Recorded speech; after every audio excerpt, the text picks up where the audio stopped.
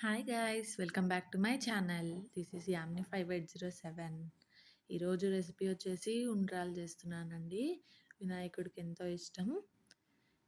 ముందుగా స్టవ్ వెలిగించుకొని పచ్చిశనగపప్పు మంచిగా కడుక్కున్నాను. అది కడుక్కున్నాక మంచినీళ్ళు పోసుకొని పచ్చిశనగపప్పుని ఉడికిస్తున్నాను.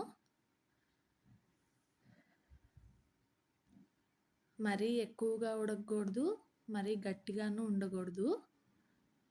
కొంచెం ఇలా అనంగానే తునిగేటట్టు ఉండాలి.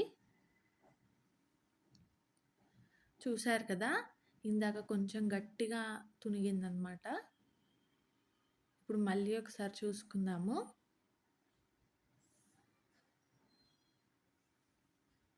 ఇదిగోండి, ఇప్పుడు పర్ఫెక్ట్గా ఉడికింది. స్టవ్ ఆపేసుకుంటున్నాను. పచ్చెనగపప్పుని తీసుకొని వడగట్టుకొని పక్కకు తీసుకోవాలి.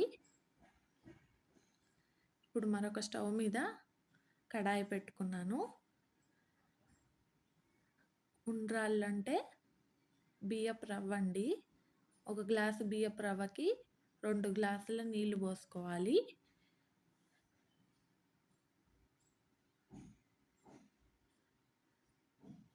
ఇప్పుడు ఇందాక ఉడకబెట్టుకున్న పచ్చిశనగపప్పు వడగట్టుకొని తీసుకున్నాం కదా, అది వేసేస్తున్నాను.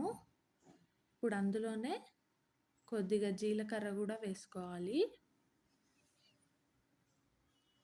ఈ ఉండ్రాల్లోకి మనము నంచుకోవడానికి అల్లం పచ్చడి చేసుకోవచ్చు, అలానే పెరుగు పచ్చడి కూడా చేసుకోవచ్చండి. తగినంత ఉప్పు, దేవుడి ప్రసాదం కాబట్టి కొద్దిగా నెయ్యి వేస్తున్నాను. మీకు కావాలంటే వేయచ్చు, లేకపోతే లేదండి.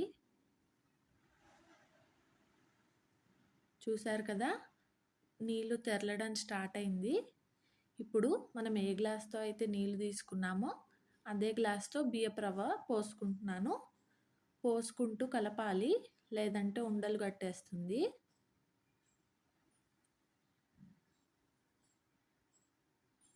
ఇలా కలిపేసినాక స్టవ్ సిమ్లో పెట్టుకోవాలండి, లేకపోతే రవ్వ సరిగ్గా ఉడకదు.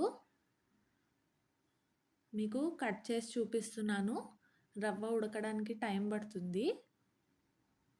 చూశారు కదా, ఇలా మంచిగా అయిపోయినాక స్టవ్ ఆపేసేయాలి.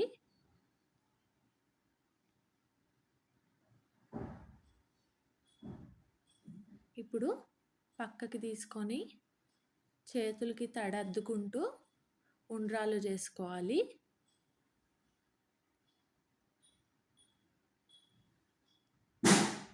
ఇంతే అండి, చాలా ఈజీ రెసిపీ. ఉండ్రాళ్ళు రెడీ అయిపోయినట్టే. నా ఛానల్ని ఎవరైనా ఫస్ట్ టైం కనుక చూస్తుంటే సబ్స్క్రైబ్ చేసుకోండి.